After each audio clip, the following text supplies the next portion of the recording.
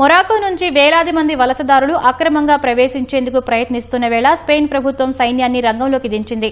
సరిహద్దు ప్రాంతం సెయుటాలో శాంతి భద్రతల పునరుద్దరణకు యుద్ద ప్రాతిపదికన చర్యలు చేపట్టాలని సైన్యానికి ఆదేశాలు జారీ చేసింది.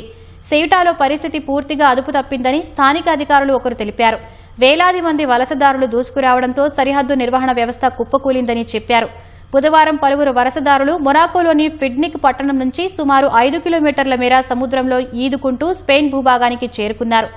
ఆ తర్వాత వేలాది మంది రావడంతో స్పెయిన్ సరిహద్దు వద్ద గందరగోళ పరిస్థితులు నెలకొన్నాయి. ఈ క్రమంలోనే తొక్కిసలాట జరిగి పలువురు మృతి చెందారు. అక్రమంగా సియుటాలోకి ప్రవేశించిన వారిని వీలైనంత త్వరగా వెనక్కి పంపిస్తామని స్పెయిన్ ప్రభుత్వం తెలిపింది.